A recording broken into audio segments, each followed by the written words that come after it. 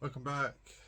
Looking at the MPI again today, and it is time to do the doorstep, which is what we wanted to do before until we had to sort the hinge panel out.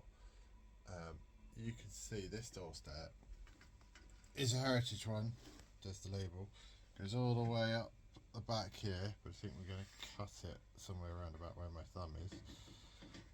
And we also have the whole front pillar section.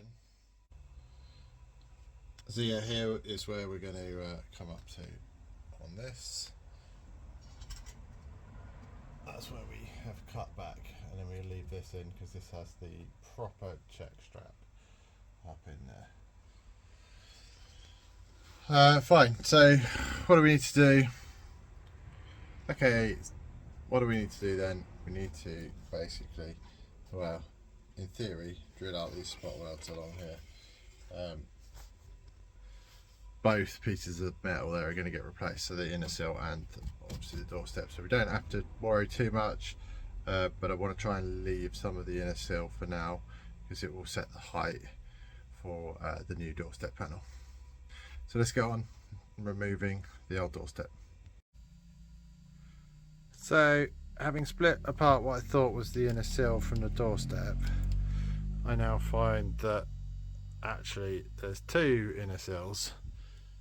I think on the inside here, I think there's a weld here because this doesn't look like factory seam sealer. So I think this piece of inner sill on the front of the car here, that piece there, has been plated before. Not to worry, it's all coming out,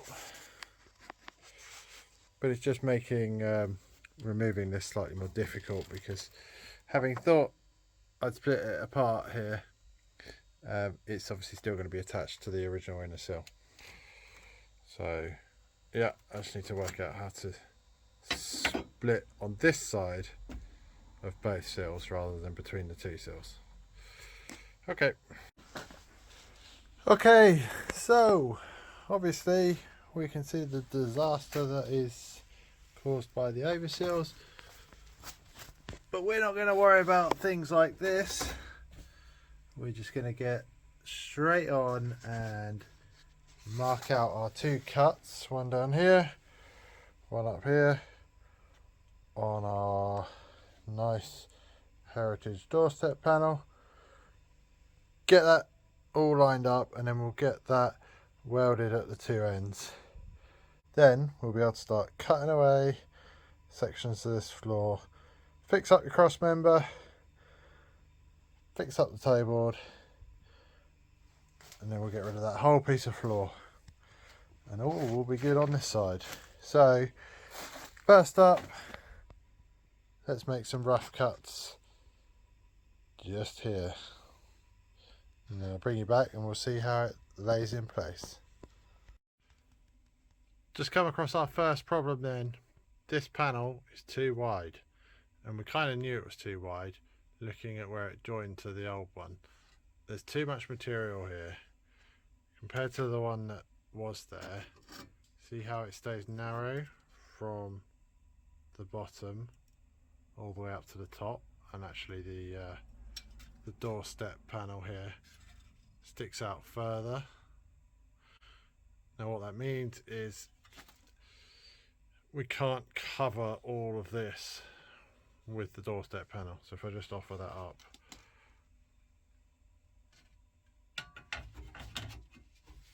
pop that into place roughly, this gap here I cannot close to the closing panel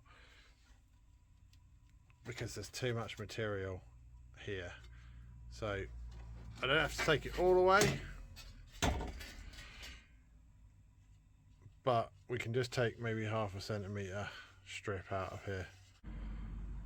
Okay, so we're getting fitted up at this end, trying to reduce this gap from the edge of this panel to here. On the inside of this, I've had to just relieve this panel a little bit, push it back in because it was too wide. Just one it's basically where these kinks are, here and here. It doesn't have or follow that on this inside, on this panel, so I've had to relieve the inside panel to accommodate this so we can get it pushed forward enough. But we're about right here. So then at this end, I'm now just going to make a combined cut, basically cut both panels at the same time. That should leave me with a nice weldable join. So let's get that cut made. In a bit we're going to have to do some welding up here for the doorstep. Here you can see where I've had to make a slight cut in this check panel, just to push this piece back in. As I said, the pattern parts are not quite the right shape. Anyway, back onto this, the dash removal. Basically, proper MPI dash down in there, all dark. Down in there, this bracket that you can see here, at the end of it, over there, there's a stud that goes through the actual lower dash rail plate, 10mm nut on the other side. So it's going to be the same on this side, so you can get to it obviously way up under here. We've taken it off already. And then next up, need to get the radio out. So fascia plate just comes off. This is a Kenwood aftermarket one. I'm just going to get it off with two knives. So I'm going to put one in each side. And we're going to wiggle them about, and then that's going to come off. It goes between the plastic and the metal. Alright, so I've wiggled them a load on either side, and I managed to release the tabs, and now it's just coming. So now in here we can see we've got a 10mm there. It's actually got an earth connector underneath it, and there is another 10mm just behind that plastic in front of those wires, if you can see that. So nice and difficult to get to. We'll try and get a 10mm ratchet in, get those off. Quick look at what you have to disconnect then. So radio, this one from behind the center, this one from behind the immobilizer light, this one from kind of the 2 clocks, and then behind the 3rd clock, the 2 connectors for the tacho, like on an older car. And then that should have enough. Oh, and obviously don't forget about your speedo cable. Now, one thing that would be really useful is if you took that door off, at very minimum you're gonna have to open it slightly, maybe take this handle off and open the window as well, because when you get the dash out, you're gonna slide it slightly out that window. So bring this end out first, and then push it this way. Obviously if the door's not there, it's easier. The other thing is, make sure you kind of, the metal tag here, this thing, make sure you lift that over the dash pad, and then the one on this end, so when that metal bracket's got to come across here right at the very back, this is going to get in your way, and this pipe. So if you separate the two, you can bring that bracket through that space. Then you should be able to pull the dash out towards the passenger side and actually get it removed. Here we have the doorstep then. So we've got all the edges prepped in weld through primer, using the copper weld through primer where I'm going to do the spot welds. And then we've got a whole load of holes for plugging onto here. So we'll go ahead and get that clamped up, but before I can do that, I just need to put a couple of welds just to sort these out. Probably don't need to, but I will do. It's not the best job that anyone's ever done, but we are now all plug welded in down here. I don't know if you can see the plug welds. There's one, there's one, there's one. there's a couple more here, and obviously seam welded there.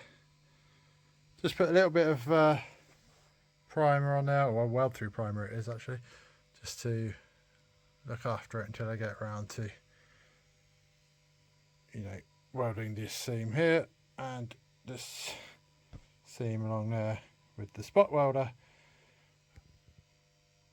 when we do the floor next. As we know, we have now got the level set by the doorstep that it's now in. So the next job really is this half floor, but first we've got to do up there near the toe board. So we'll just cut the very front part out, make sure that the toe board is all good. It will need a patch along the bottom, and then also around this cross member either side we've got to cut and re-establish the flanges, and there's a bit of cross member missing as well. So that's coming up next. Thanks for watching. Bye for now.